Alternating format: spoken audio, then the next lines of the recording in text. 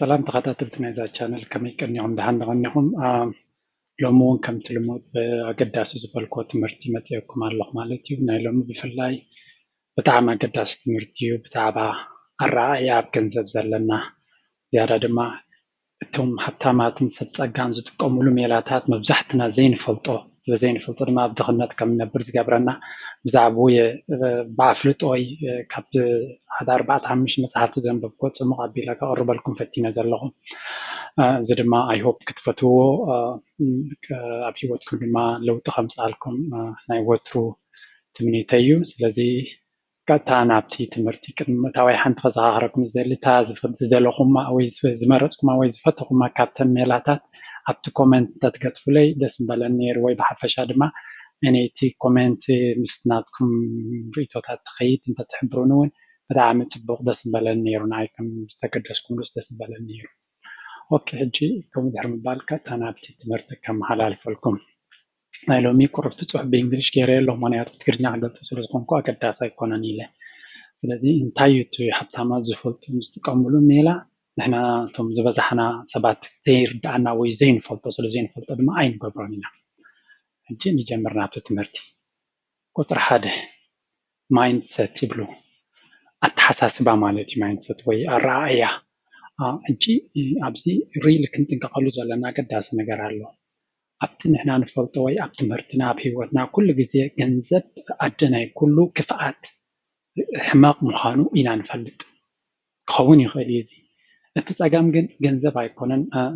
ሽግር መሰረት ናይ ኩሉ ፀጋም ሰብ እዩ መሰረት ናይ ኩሉ ፀጋም ንኣብነት ገንዘብ ዘለዎ ሃብታም ሰብሲ ከይዱ ባንኪ ይሰርቕኒ ወይ ከይዱ ኣብ ፅርግያ ሰብ ከቲሩ ኣይወስድን እዩ ገንዘብ ዘይብሉ ግን ገንዘብ ስለ ዘድልዮ ነዚ ይገብር ገንዘብ ዘይብሉ ሰብ ኣብ ሰሃራ ከይዱ ኣሕዋቱ ይሸይጥ ወይ ኣብ ካልእ ኣዝዩ ድራግ ኣብ ምሻጥ ኣብ ሓሽሽ ኣብ ምሻጥ ኣብ ኣዝዩ ገበናት ብካልእ ክንሪኦ ከለና ገንዘብ ዘለዎ ጓል ክትምንዝር ኣይትኸይድን እያ ብገንዘብ ምስ ወዲ ክትከይድ ኣይትፍትን እያ ስእነት እዩ ነዚ ኩሉ ዝገብር ስለዚ ኣረኣእያና ገንዘብ ኣይኮነን ሽግር ስእነት ናይ ገንዘብ እዩ ሽግር ናይ ኩሉ ምክንያቱ ገንዘብ ንክነብር መሳርሒ እዩ ገንዘብ ካልእ ሓንቲ ነገር ኣይኮነን መሳርሒ ኣብ ቤተክርስትያን ገንዘብ የድሊ ቤተክርስትያናት ብገንዘብ እየን ዝስርሓ ኣብ ውሽጢ ቤተክርስትያን ዘሎ ኩሉ ነገር ብገንዘብ ኣብ መስጊድ ከምኡ ማለት እዩ እዚ ገንዘብ ሓደ መሳርሒ ካብኡ ንላዕሊ ክንሪኦ የብልና እዚ መሳርሒ እዚ ድማ ኣብዚ ዝነብረሉ ዘለና ዓለም ሓደ ኣገዳሲ ባእታ ስለዝኾነ ኣረኣእያና ናይ ገንዘብ ክቕየር ኣለዎ ምክንያቱ መብዛሕትና ገንዘብ ንደሊ ንደልን ርዱእ ኣይኮነን በቲ ፀረ ገንዘብ ፀረ ሃብቲ ዘረባ ኣለና በቲ ከዓ ገንዘብ የድልየና እዩ ስለዚ ሪሊ ገንዘብ ሓደ መሳርሒ ምዃኑ ፈሊጥና ከም ዘድልየና ዘድሊ መሳርሒ ምዃኑ ድማ እንተተረዲናዮ ሓንጎልና ናብኡ ፎከስ ክገብር ይኽእል ምክንያቱ በቲ እናደልና በቲ ዘይንደሊ እንተኮይንና ኣብቲ ዕላማና ክንዕወት ኣይንኽእል ኢና ሃብታማት ኣብዚኣ ክሊር እዩ ገንዘብ ከም ዘድልዮም ብርግፅ ይፈልጥዮም ይሰርሑሉ እዮም ከዓ ኣብዚ ጭቕጭቕ የብሎም ንሕና ግን እቶም ዝበዛሕና ከምዚ ሓንሳብ ንደሊ ሓንሳብ የድልየና ስለዝኾነ እቲ ወላ እቲ ኣምላኽ ከማ ንኽበካ ኣይክእልኒ ምክንያቱ ንፁር ድልየት ስለ ዘይብልና ማለት እዩ እዚኣ ኣገዳሲት እያ ምክንያቱ ኣብ ዝበዝሓና ከምዚ ሕውስውስ ዝበለ ርዲት ናይ ገንዘብ ስለ ዘሎ ንቐፅል ናብ ቁፅሪ 2 ማለት እዩ መብዛሕትኡ ግዜ ሃብታማት ኣብ ነፍሶም ኢንቨስት ይገብሩ እዮም ነፍሶም ይምህሩ እዮም ነፍሶም ይማዕብሉ እዮም ብካልእ ግን ጠለቢልና ንራእየ ናባና ናይ ሃብታማት ኣገዳሲ ኣይኮነን ኣብዚኣ ብፍላይ ኣብ ስደት ዘለና ወይ ብሓፈሻ ኣብ ኤርትራ እንተሪእኻዮ ብዛዕባ ገንዘብ መጀመርያ ካብ ስድራና ኢና ንምሃር ኣውኻ ወይ ኣዴኻ እዩ ዝነግረካ ብካልእ ኣዘራርባ 90 ዓመት ህዝቢ ኤርትራ ሃብታም ኣይኮነን ማለት ካብ ድኻ ኢኻ ትመሃሮ ዘለካ ነቲ ንሱ ዝገብሮ ዝነበረ ኢኻ ዝነግረካ እቲ ዘገርም ቤት ትምህርቲ ንኸይድ ኢና 5-10 ኢቨን ዩኒቨርሲቲ ንቕፅል ኢና ፍፁም ብዛዕባ ገንዘብ እንታይ ክንገብር ከም ዘለና ግን ኣይንመሃርን ኢና ዝገደደ ንኤውሮጳ ወይ ንኣሜሪካ ንኸይድ ሃርደምደም ንብል ክንመሃር ሞያ ገለመለገለ ኣገይን ብዛዕባ ገንዘብ እንታይ ክንገብር ነቲ ዝረኸብናዮ ገንዘብ እንታይ ክንገብሮ ከም ዝግባአና ትምህርቲ ዝበሃል የለን ኣይንፈልጥን ኢና እንታይ ንግጂ ካብ ሰብ ዝሰማዕናዮ ወይ ገለገለ ቁሩብ ተንበብና ወይ ሰብ ዝበሎ ንኣብነት ኣብ ከምዚ ተዋፊርካ ፅቡቅ እንተተይሉ ኣብኡ ክኸይድ ብዛዕባ ገንዘብ ክንመሃር ኢልና ኣይንሓስብን ኢና ክሳብ ክንደይ ኣገዳሲ ገንዘብ ምዃኑና ፈለጥና ብዛዕባ ካልእ ብዛዕባ ዝኾነ ነገር ከነንብብ ንኽእል ኢና ሙዚቃ ክንመሃር ንፍትን ብዛዕባ ዝተፈላለዩ ነገራት ከነንብብ ክንፈልጥ ንፍትን ብዛዕባ ገንዘብ ግን ኢቨን ሓደ ግዜ ኣይንዛረብን ኢና ከማ ምስ እንታይ ክግበር ከም ዘሎ ስለዚ ሓደ መሰረታዊ ጠንቂ ናይ ድኽነት እሱ እዩ ምክንያቱ እንተሪኹም ኣብ ታሕቲ እውን ክተቕሲ ሃብታማት ኩሉ ግዜ ምስ ሃብታማት ወይ ምስ ከምኦም ዓይነት እዮም ዝኸዱ ምክንያቱ ከምኡ ሓሳብ ስለ ሸር ዝገብሩ ንሕና ከዓ ምስቶም ከማና ዝመስሉ ኢና ንዘራረብ ንሳቶም ከዓ ከማና ይሓሹን እዮም ስለዚ ኩሉ ግዜ ኣብ ደሰይም ስርክል ነበር ማለት እዩ ካልእ ካ እንታይ ትረሓ ሓደ ግዜ ሓደ ሰብሲ ምስ ሃብታም ዝለግብ ተኮይኑስ ይህብትም ገንዘብ ሂብዎ ኣይኮነን ዘብትም ወይ ንላዕሊ ዝኸይድ ሓሳብ ስለ ዝህቦ እዩ ኣተሓዛ ናይ ገንዘብ እንታይ ክገብር ከም ዘለዎ ስለ ዝምህሮ ወይ ስለ ትምህራ ሂወት ክቅየር ትርዮ ማለት ስለዚ ብዛዕባ እዚ ኣገዳሲ ርእሲ እዚ ክንፈልጥ ኢና ክንፍትን ክንመሃር ክንፍትን ክእል ኣለና ናብ ዝፈልጡ ሓገዝ ክንደሊ ክንክእል ኣለና ምክንያቱ ብቀሊሉ ዝግበር ነገር ኣይኮነን ገንዘብ ሰሪሕና ምምፃእ እኳ ከቢድ ተኾነ ሒዝካ ምንታይ ትገብሮ ብጣዕሚ ኣገዳሲ እዩ ከይድ ናብ ተኻሊእ ናብ ሳልሰይቲ ሃብታማት ዝያጁ ፍላይ ሃብታማት ኣብ መንጎ ኣሰትን ለየብሌትስን ዝበሃሉ ፍልልያቱ ኣነፂሮም ይፈልጡ እዮም ሕጂ እዚኣ ኣገዳሲታ ክንብረኩም ክኽእል ኣለና ኣሰት ማለት እንታይ ማለት እዩ ብቅልል ዝበለ ኣሰት ዝበሃል ናባኻ ገንዘብ ዘምፃልካ ነገር ማለት እዩ ዝኾነ ትውንኖ ነገር ኮይኑ ግን ገንዘብ ከምፃልካ ዝኽእል ንኣብነት ብቅልል ዝበለ እታ ትነብረላ ተኻሪኻ ዘለካ ገዛ ሓደ ሓደ ግዜ ተካርያ እንተኮይንካ እሞ ገንዘብ ተምፃልካ እንተኮይና ኣሰት ትቕየር ኣብቲ ገንዘብ ተምፃልካ ግዜ ማለት እዩ ንኣብነት ብካልእ ለያብሌቲ እንታይ እዩ ካብ ጅባና ወይ ካብ ገዛና ገንዘብ ዝወስደልና ነገር መኪናና ንኣብነት ንውሰዳ መኪናና ነዳዲ ትወስደልና ኢንሹራንስ ትወስደልና ገንዘብ እንታይ ማለት እዩ መኪናና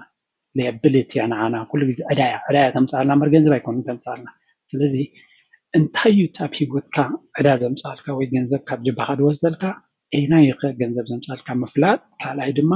ገንዘብካ ከተውፅኦ ከለካ ኣበይ ተውፅኦ ክትፈልጥ ኣለካ ኣብቲ ገንዘብ ከምፃልካ ዝኽእል ዲካ ተውፅኦ ወይስ ገንዘብካ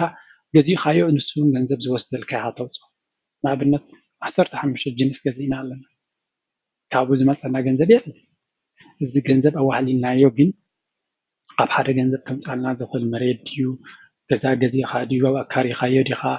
ዝተፈላለየ ነገራት ኢንቨስት እንተጌርና ሃብታማት ኩሉ ግዜ መኪና ክገዝኡ እንተኮይኖም መኪና ቅልጥፍ ኢሎም ኣይገዝኡን እዮም ቅድም ሓደ ኣሰት ይገዝኡ እቲ ኣሰት ድማ ወሊዱ ነታ መኪና ይገዛ ኣሎ ምክንያቱ ቅድም እቲ ገንዘብ ክወልደልካ ዝኽእል ነገር እንድሕር ኢንቨስት ጌርካ ንሱ ድማ ገንዘብ ክወልደልካ ስለዚ ብከምኡ ኣብ ዝተናውሐ ግዜ ቁጠባዊ ዓወት ክትጎናፀፍ ትኽእል ማለት እዩ እዚኣ ኣነፂርና ንፈልጣ ዘለና ነገር እዩ ኣሰት ኤንድ ላያቢሊቲ ቁርብ እዚኣ ክብላ እሞ ቦታ ሒዛትልና ኣላ እዚኣ ከዓ ኣብ መንጎ ኢንካም ኤንድ ኔትወርት ትብልዎ እዚ ሕጂ ንዓና ንመብዛሕትና ኣይንፈልጦ ኢና ትፍልሊ ኢንካም ማለት ሰሪሕካ ድዩ ዝተፈላለየ ጌርካ ትእትዎ ኣብታ ዓመት እትያ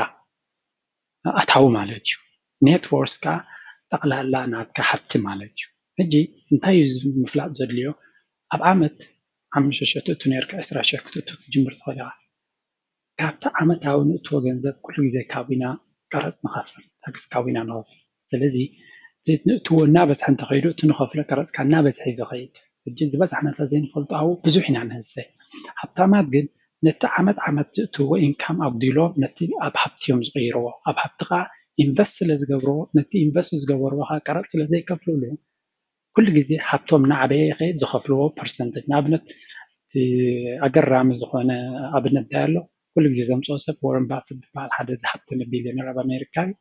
ንሱ 2% ናይ ኣታዊ እዩ ታክስ ትኸፍል ናቱ ሰክረታሪ ግን 20-30% ካብቲ ኣታዊያ ታክስ ትኸፍል ማለት እዩ ስለዚ እቲ ገንዘብና ብመንገዲ ኢና ነቐምጦ ካብ ብኸመይ ጌርና ካብ ታክስ ክንጥቀም ንኽእል ክንፈልጥ ክንክእል ኣለና ሃብታማት ብብዝሒ ነዚኣ ይጥቀሙላ ውሑድ እዮም ዝኸፍሉ ካብቲ ገንዘቦም ንሕና ካብቲ ውሑድ ነእትዎ ብዙሕ ኢና ንኸፍል ዋላ እቲ ዝኽፈል ገንዘብ ብቮሊዩም ክትሪኦ ከለካ ናቶም በዝሕ እንተኾነ ግን በቲ ፐርሰንታይል ግን ናቶም ውሑድ እዩ እዚኣ ከዓ ክነስተውዕለላ ኣለና እዚኣ ድማ ዝበዝሐ ግዜ ኣብ ሂወት ዝረአ ማለት እዩ መብዛሕትኦም ሃብታማት ኣብ ዝኾነ ይኹን ኣጋጣሚ ነቲ ፅቡቅ ዕድል እዮም ዝርዩ ነቲ ሕማቅ ኣይኮኑን ዝርዩ ዝበዝሕ ሰብ እንታይ ይገብር ሕጂ ኣብ ዝኾነ ይኹን ኣጋጣሚ ንኣብነት ኣብ ኤርትራ ሽግር ኣሎ ሕጂ ብርቱዕ ሽግር ኣሎ ብኩሉ ቁጠባዊ ገለመለ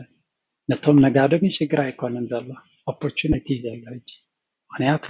ኩሉ ግዜ ሽግር ነቶም ሽግር ክንፈትሕ ዘይንሓሰብ ጥራይ ሽግር እምበር ነቶም ካልኦት ሽግር ንኣኻ ዘላ ዕድል እያ ኣብታ ግዜ እቲኣ ዘድሊ ዕድል ኣሎ እንድሕር ጠሚትካ نوعو كم عدل يوم مبزعتهم هبطامات الجي تشكر في حمى عقزيز البحر أو يوم جنزباب مزقبرو سلازي أبزخون يكون كستات عدل يتمد انت عدل على لبسا كنا تحت زيها زبس حساب جن كل جزء أبزخون يوم كطبعا جزء نتشجر سلازري نبزع بعد تشجر كمارة طريقة سنة وحدات جد نتعدلات زخون يكون أبحمى كلها أبزي خنتاي صبغالا تاك جبرغل يركام حساب يحايش زي حجي مبزعت جزء أب هيوت في اللي أبتمت نتبيع شات شيء تدما زي حجي مبزعتهم هبتاماتن عوتاتن بزعبا نفسهم انتاي عوتاتهم ديو كلتاتهم نخقوز حفرات يبلوم ምክንያቱ ኣብ ነፍሶም ርእሰ ምትእምማን ስለ ዘለና ዝበዝሐ ሰብ ግን ዋላ ነቲ ዝፈልጦ እውን ክገልፅ ወይ ክሕብር ከምዚ ትዕቢት ድዩ ሕማቅ ገለ ኮይኑ ከምኡ ስለ ዝስምዖ ኣብ ሂወትካ ሰብ እንተዘይፈሊጥካ ኣይከፍለካን እዩ እንተዘይፈሊጥካ ኣምሳኻ ክሰርሕ ኣይደልን እዩ ስለዚ ቁሩብ ካብቲ ዘለና ፀጋታት ክነፍልጦ ክንክእል ኣለና ምክንያቱ እንተተፈሊጡ ንሱ እዩ ብኡኻ ኣታዊ ክመፀና ዝኽእል እዚ ሕጂ መብዛሕትኡ ግዜ ኣብቶም ዘይዕውታት ሰባት ትረአያ ወላ ከለዎም ፀጋታት ናይ ምሕፋርን ናይ ስክታን ምልክት ስለ ዘለዎም ከርእይዎን ንፀገኦም ከፍልጥዎን ኣይፍትኑን እዮም እዚኣ ከዓ ጌጋ እያ ምክንያቱ ፀጋኻ ሒዝካ እንተዘፊንካ ዘምፅኦ ለውጢ የብሉን ኣብ ቅዱስ መፅሓፍ ኣላ ሓንቲ ኣገዳሲ ጥቕሲ ናይቶም ምክሊታት ሓደ 5 ወይ ሓደ 3 ሓደ ድማ ሓንቲ እቶም በዓል 3 በዓል 5 ድሕሪ ዓመት ሰሪሖም ኣዕፅፊ ገይሮም መፅኦም በዓል ሓደ ግን ነታ ሓንቲ ኣቐሚጥዋ ነይሩ ቀቢርዋ ፈርዩ ፅባሕ እቲ ጎይታ ምስ መፀ ኣንስኻ ዘይሓረስካዮ ተዓፅድ ዘይሰራሕካዮ ትወስድ ምዃንካ ስለዝፈራሕኩ ሓቢአልካ ፀኒሕካ ዘቕርሽኻ ኢልዎ ከም ብዓይኒ ሰብ ክንሪኦ ከለና ወላ ሓንቲ ኣይገበረን መሊሱሊ ንብረት ኣምላኽ እንታይ ኢልዋ ውሰድዋ ንኣ ነቲ በዓል 10 ሃብዎ ብጣዕሚ ትገርመኒ ጥቕሲ ማለት እያ እዚኣ ንዓይ እንታይ ማለት እዩ እቲ ዝተዋህበና ፀጋ እንተዘይተጠቂምናሉ ፅባሕ ንጎ ክንሕተተሉ ኢና ማለት እዩ ኩሉ ሰብ ኩሉ ይኹን ሰብ ኣብዚ ዓለም ክፃወተሉ ዝኽእል ደረጃ ክእለት ኣለዎ ከይተጠቀመላ እንተኸይዱ ካ ተሓታቲ ናታ ምዃኑ ኣብዛ ጥቕሲ እዚኣ ብግልፂ ይነግረና ቅዱስ መፅሓፍ ማለት እዩ ከነስተውዕለሉ ዘለና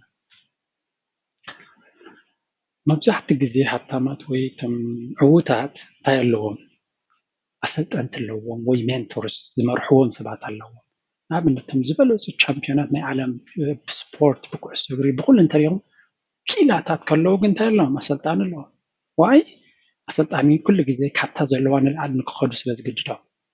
እዚኣ ትጎድል ኣለኻ ስለ ዝብሎም በይኖም ኩሉ ክእልዎ ይኽእሉ እዮም ንኣብነት ቴኒስ ሪቶን ሮጀር ፌደረር ሓደ ሓያል ተፃዋታይ ክሓምቕ ከሎ ኩሉ ግዜ ኣሰልጣኒ ዝቕይር ምናልባት ካልእ ኣሰልጣኒ ካልእ ሜንታሊቲ ከምፃለ እንታይ ማለት እዩ ቶፕ ቻምፒዮን ከሎ ግን ኣሰልጣኒ የድልዮ ይንዕውን እንታይ ማለት እዩ ንሕና ከዓ ብዛዕባ እቲ ዘይንፈልጦ ነገር ኣሰልጣኒ የድልየና እዩ ዝሕግዘና መንገዲ ክንሕዝ ማለት እዩ ናይ መወዳእታ ድማ ኩሉ ግዜ እቶም ዕዉታት ወይ ሃብታማት ምስ ከምኦም ዕዉታት እዮም ክራኸቡ ዝደልዩ ኣብ ከባቢኦም ዞም ይኾኑ ምክንያቱ ብቀዳማይ እውን ኢልያ ነይረ ምስ መን መካይድካ ንገረኒ መፃኢኻ ክነግረካ ምስ ዘይጠቕሙ ሰባት ከይድ ኮይንካ ከምኦም ከም ትኸውን ርግፀኛ ስለ ዝኾነ እዚኣቶም ድማ ልክዕ ከምኣቶም ሰባት እዮም ዝደልዩ ወይ ካብኦም ንላዕሊ ዝኾኑ ሰባት እንታይ ማለት እዩ